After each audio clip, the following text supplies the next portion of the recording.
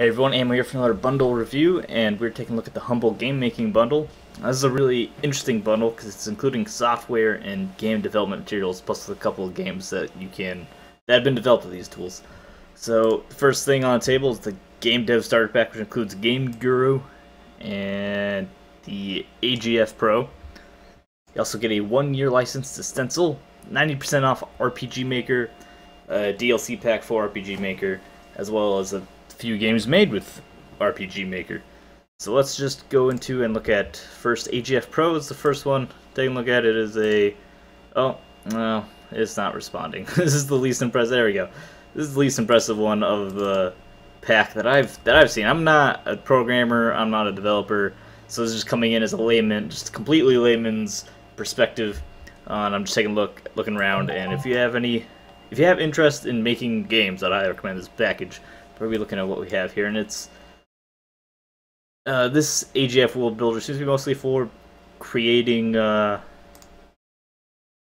worlds that you can then import to like Unity or other projects. And it's not so much making games on its own, but for making maps for other projects. Let's get out of your terrain. Oh, okay.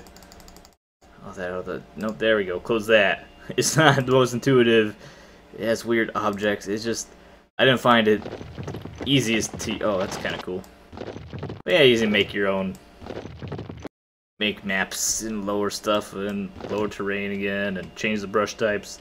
Even there's smooth terrain, right? Isn't there smooth terrain? I can change my brush type. That is not the change brush. That's adding a new file. All right. I need. It's just. And then we have to. It doesn't seem to have the best UI either. It is a very much a work in progress, however. So I undid all the terrain and now it's just water. Can I raise? Nope, there's just nothing there anymore. Can add some objects into it, add little dude, select dude in the water, make him huge. No, not just moving him around, not scaling him. Make him wide and tall. Just make him.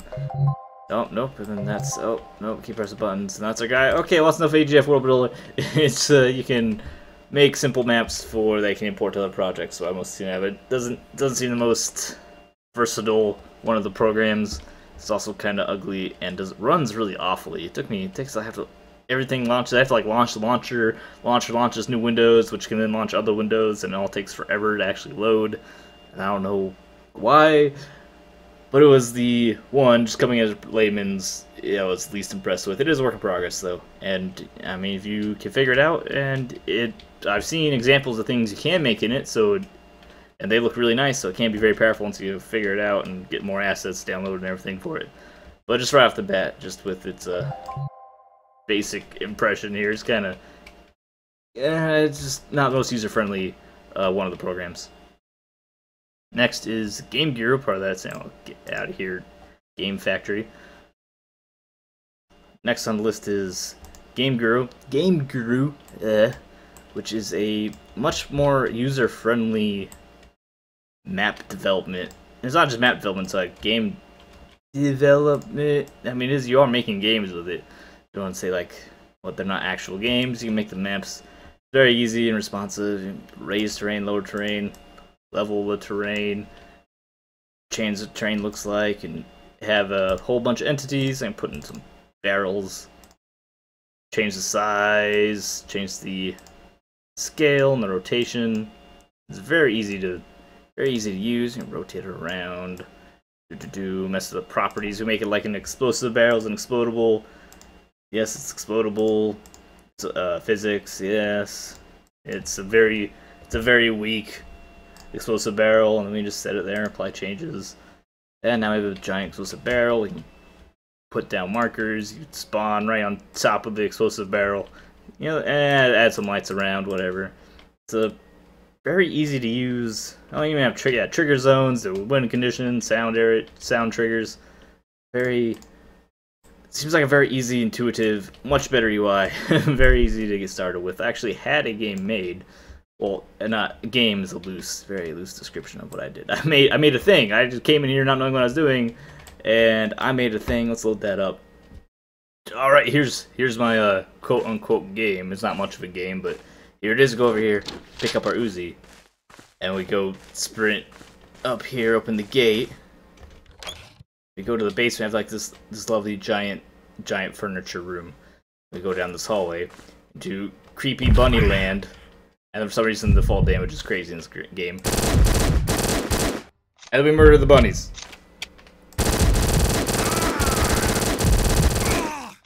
And that's it. The sound is probably just completely unbearable in that. I apologize, and that is things you can do with Game Guru. And obviously this is hideous and amateurish and gross and ugly and it has no point or anything.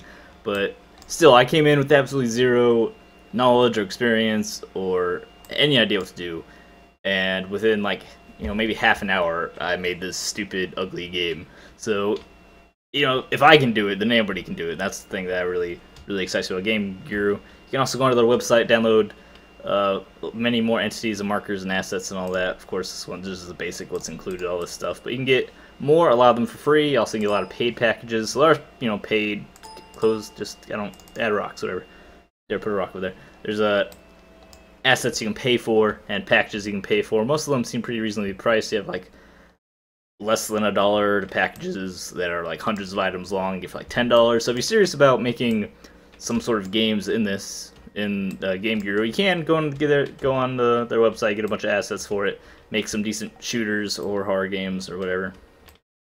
And it does seem almost entirely focused on that first-person shooter kind of game.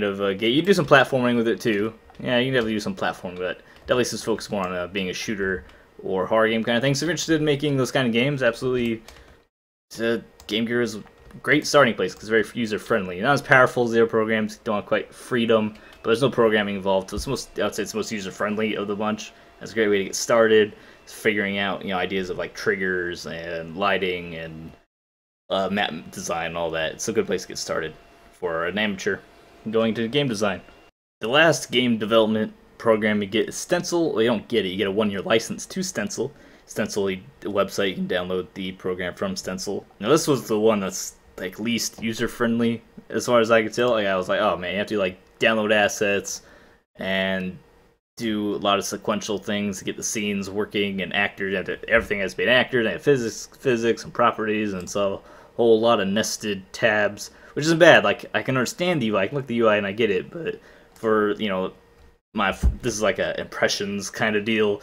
I didn't really have the time to invest in figuring it out properly. And also you can code it yourself. You can also put in your own logic. So if you're into coding, this has the most freedom for freely coding.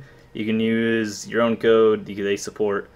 They say in here what code they support. You can look it up on their website. They have a website with a lot of support. They can go on the forums and get help and download new assets and actors and everything like that. So it is it's a powerful little tool. I know it's powerful because I was looking around and I see what people can make with it. And you can make real games, real good games, and it can also like just publish right from the program, which is really cool. You can publish to mobile, especially. So if you want to get into mobile development, because app development, there's got a bit of money there, and it's a good place for amateurs to start. So this was Stencil is a great place to start for that, and you can publish directly to that, which is fantastic, or submit for publication, I should say. And you can do a bunch of debugging, testing. You can get actors, background. It's a lot free. It's like a real development. If it really feels like a real game development kit, you make real games. Not to say something like Game Guru don't make real games. So it's the most freedom to do. It's feels like the most professional one, I should say. It's probably the best way to put it. It feels like the most professional program. Also the steep learning curve, but if you want to be, so it covers a wide range. So if Game Guru, very amateur, very it's a casual game development kind of thing. They give you a bunch of tools as a tool set. You can make maps, make objectives, have certainly fun. It's almost like its own game, just making these maps and making your own little adventures in Game Guru. But then we get to Stencil, and it's more of like a professional, actual like real powerful tool to make whatever you can imagine as a game. So if you're want to go into game development, be a little more serious about it, then we also have access to a 1-year license to Stencil for however much you want to give as the Humble Bundle, which is fantastic. Even if you already are in development and you want a cheap subscription to Stencil, then there you go. First up of our selection of indie games is Remnants of Isolation. This is made in RPG Maker, and it's very much a like JRPG. You have let's go find some combat. This is where we just found our little friend. It's a story about two wizards lost in this magical realm, and you have to guide them out. And we go up and find a combat. You see what I mean? So we go find this. There should be a little ghosty goo here. Yeah, go find the ghosty goo. And then yeah, you get attack. Your weapons who have magical spells that we actually don't get yet. But if you're at all familiar with any sort of JRPG, RPG, any RPG maker at all, then you know exactly what's going on. It should all look familiar. And you get your stuff from it. Doesn't mean it's bad. It's just, you know, you should know any kind of JRPG. You should know what's going on right here. But it's yeah, these two characters each have their special abilities. So here's like a switch over here, and then the character Melchior, he can jump over the ledge and go get the switch for us. Then come run right back and jump back over. Look at that, what a nice little guy. Very athletic. And then the other character who you... Melchior names her Celeste, I think. Now the thing is, she's mute, which is the most confusing thing most confusing part of this game to me so far, is that you have these two characters. It's like, you know, JRPG, you have the regular combat and items and magic and all that. There's an interesting little like magic fusion kind of deal going on, where you use particular abilities and then magic, you get like fusion buffs, which is really, really cool. But in fact, we should see that right here in this combat. I think it tutorializes it for us. Blah blah blah blah. Does he have it yet? No, that's her. And you can also choose who goes first, which is kind of cool. There's no like initiative decision. You can choose who gets to go do it. All right, and then we get the fire. And he doesn't have his. I want to show you the combo. It's like just like actual cool mechanic here. Oh, here we go. Okay. So Melchior uses his spell, and then she shoots fireball, and it causes a whole new spell. So you combo your stuff together. I mean, that's super cool, isn't it? But yeah, it's only these two characters, as far as I know. It's a story about these two characters going through this tower or whatever, and stakes get higher, imagine, and you have to save the world, and they have to be, they want to stick close together, right? Their friendship develops, and they want to stay together. Like I said, the girl is mute, Celeste, whatever she gets named, is mute, which confuses me. There's only two characters, and Melchior, the writing's fine. There's no voice acting, which is typical, but it's written pretty fine. He's interesting enough, has interesting stuff to say. But when you make one of the characters mute, they can't really interact anymore. So you just have him talking to a wall, and why not just give her a voice and have her like have fun banter between them the entire time? Maybe it comes up later. Maybe she earns her voice in a little while. Maybe they have some good reason for her to be mute. But from right off the bat, it seemed very, very strange for them to make that character when the only main character is a mute. That seemed like a very strange choice to me. Here's Remnants of Isolations, typical JRPG, but it's well produced. I mean, it's not a bad thing. It's well produced, has story, characters, cool magic, interaction, ideas, and even has some crafting systems you can go on. You can begin to craft stuff as well, and that's Remnants of Isolation. And here we have Last Word, and another indie game maker contest finalist from 2014, just like Remnants of Isolation we just looked at. This is my personal favorite of the bunch. Has some very interesting mechanics. So you're in a world where words are very much weapons. Has a little Victorian feel to it. Very fancy, very proper, very regal. And you need to talk to everyone. So you have these special topics you unlock. You need to unlock. It also has this kind of Clue-esque style with all these different characters in a manner. You're trying to kind of solve a mystery here about. You all got invited here by a professor, and he has some secrets to reveal to you, and you have to try to figure out what's quite going on and how to. You can just sit. Oh, you can just take a sit. That is super cute. I like that. I didn't realize. But yeah, figure out what's going on and discuss with everyone. But like I said, this is a world where words are weapons. The main meat in this game is that you can go to these people, you can gossip with them. They'll give you. There's a lot of dialogue, a lot of good dialogue. Characters all have very good personalities, and it's pretty well written. And you can also, unlock like I say, these topics. You can also talk to them, different topics active. And then that can give you gossip with them, and then I'll give you more. Can give you more stars, which unlocks topic levels, which you can need to advance the game. But yeah, the main part of the game is speaking. So discourse kind of works as your combat. So you speak with the people, and then you go into this, which is effectively your combat screen. Now this is it looks confusing at first, but it's actually very simple. So at the bottom here, you have, you get this little marker, your objectives get all the way over to the right, and then that's you win. If it comes over to the left, you lose the discussion. You have a variety of different maneuvers in which to do that from, and your goal, you earn power by being disruptive. You turn that power into tact by being submissive, and then you can turn that tact into a lot of, I guess, a lot of movement down here in the bottom discussion by being aggressive. So you kind of start out disruptive, then go submissive, and then finish them off as aggressive. Turn all that tact you had collected into large movement. There's also this little wheel in the middle that gave me a little bit of confusion at first, but I figured it out. Along with these pegs here. So each of these moves, each of these styles has a different symbol. And it's not always circle, square, star. It just depends on this one's square, star, circle, and this one's star, circle, square. And it's a rock, paper, scissors mechanic. Each shape counters another shape of your opponent. So if I start disruptive, subtle, and also the lower ones, there's our mechanic here where the higher level, I guess, of maneuvers here, being overt, I guess, yeah, overt versus common subtle. Being subtle is the most efficient. It's not the most effective, but it's the most efficient, typically the most efficient one of your uses. So like being subtle, subtly submissive is the most efficient way to convert your power to tact, but it's not as effective as getting. So you get 20 for 10, which is more efficient than 30 for 50 or 50 than 60, but it's not as much. It's not as effective. So you have to choose when to be subtle and go for efficiency, and when to go for the big maneuvers. So if we start out subtle jab here, that'll give us a little bit of power. He's gonna retort with a what was that? Was that aggressive? It was commonly aggressive, which did not counter my speech. So I did not lose any composure, and he moved the peg back a little bit.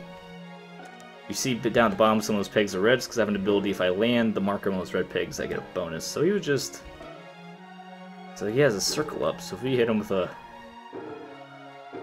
subtle, let's hit him with a common, let's hit him here with a common disruptive, and then that'll make him irritated. Harms his composure. He retorts. That does not break our composure, though. He's not going for our composure at all, so let's build up some more power. We can now be overtly disruptive, which will lower his composure even more and give us a lot of power, as well as an extra bonus for being on the red peg. He gets frustrated, retorts. A lot of characters have different abilities, different things. He has some bonus that gives him tact. I guess we can look. There's a analyzer. The button, here it is. There's elegant smirk and common courtesy, which are skills that we can go look at any time in the shop, but I don't have them memorized, so they're giving them some verses. He also has boyish charm, which adds a special character. Each character has a special, unique skill, so he gets extra tact when landing on the center peg. So if he keeps it on the center peg, then he gets big bonuses. We don't want that to happen.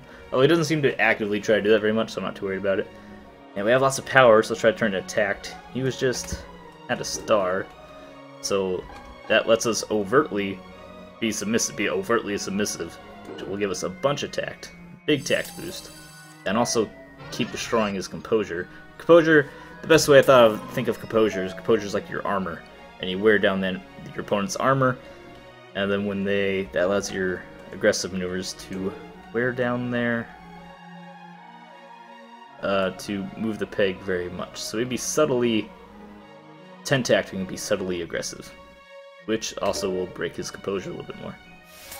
And it's a very efficient maneuver. So he's very low composure. And he's only starting to mess around with our composure, but we still have lots of tact. This lets us go down to aggressive. Overtly aggressive, because he was being subtle.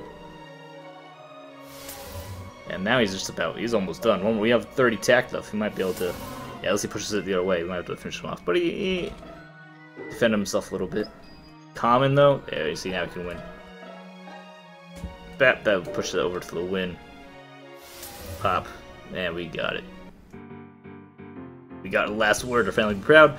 There's of course an RPG experience, which gives you, do we level up here? Oh, 1 experience off, so I can't quite show you level up. There's no level up system, you just get bonus, you just get, you know, a better start versus your opponents, and also you earn bow ties, and bow ties allow you to purchase skills at the, down here with the servant in chapter 2. Can't do it in chapter 1, exclusively chapter 2. And here you can see bonus skills. We also actually engage them in discourse. You can earn a variety of skills, which you pay for with stored experience, which kind of sounds like a weird system. It just, you get some experience you earn as currency, which works out fine. And this is one of my favorites. It's very interesting using your words as weapons, quite literally weapons, and kind of the effect is that once you defeat an opponent in your debate, they, in this world, they're like briefly confused, and you can manipulate them, do whatever you want. So that's how you're extracting information out of these people to try to advance the plot line. It's very interesting, and you level up, and you keep discussing, having lively, gentlemanly debate with your opponents throughout the evening to solve the mysteries of the manor. And it's a very nice feeling, and it's very creative and interesting. And the combat does seem like you kind of maybe fall into a pattern of, you know, break down their composure, power, get some power into tact while breaking down their composure, and then just go aggressive, finish them off. Which maybe isn't necessarily a bad thing. I've only done, you know, maybe 30 minutes, only did the first chapter. So it's likely that maybe different characters' special abilities, or when the game gets harder, that you need to change up exactly how you do it. But for now, it does seem like that might be, despite being interesting, currently interesting, and one of the best parts of the game next to just the writing and the plot, it might also end up being a little repetitive, but I'm not yet sure. You haven't played enough of the game to find out. So that is Last Word, my personal favorite of the games offered on the bundle. And last up's Labyrinthian Dreams, and another RPG Maker game, but this one's a puzzle game.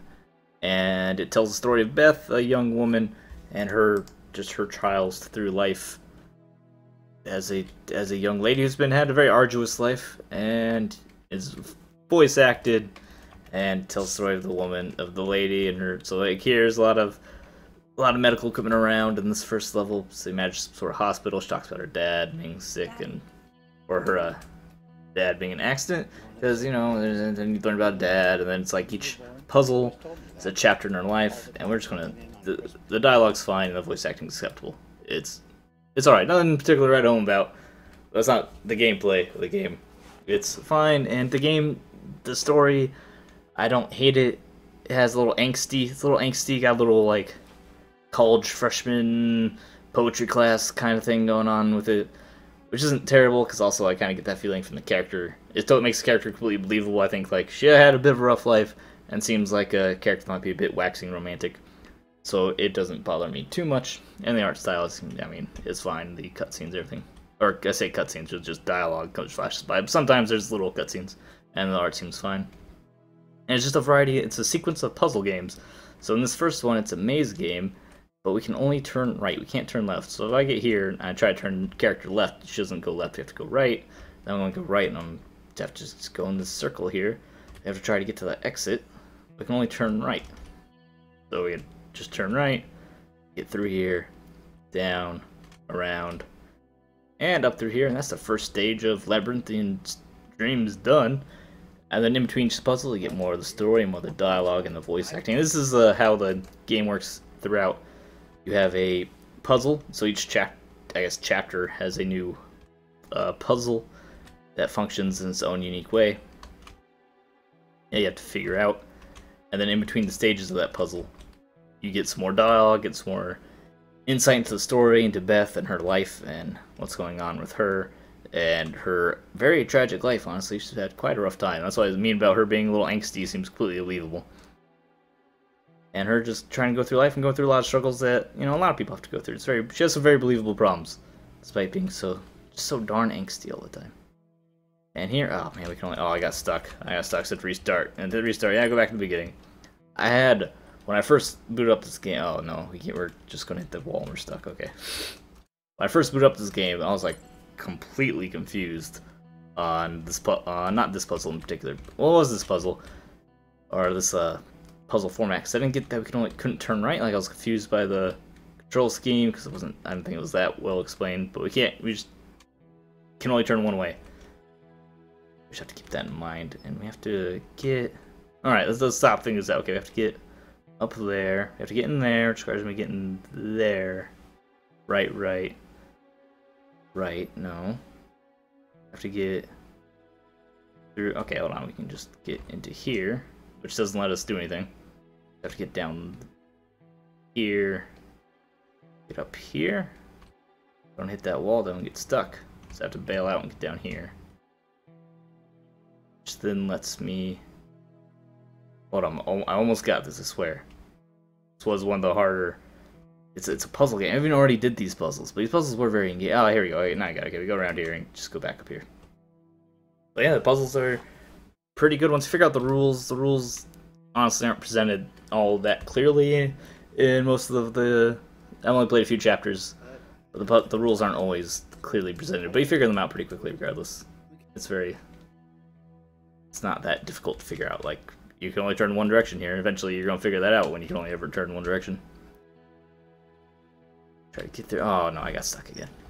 We'll just take you through the first chapter in these first puzzles, because now I'm like engaged. Yeah, we'll just finish up this puzzle. You get the idea. You follow Beth. Oh my gosh, I got stuck again. You follow the story of Beth, an angsty young woman, had a rough life, and as she shares with you her trials and tribulations and her philosophies, you also get to go through and solve a variety of different puzzles. So the puzzles have all seemed been pretty creative and challenging enough. They haven't been super ridiculously difficult.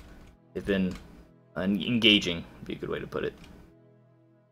And do we have to get up there? We can go up here, through here, right?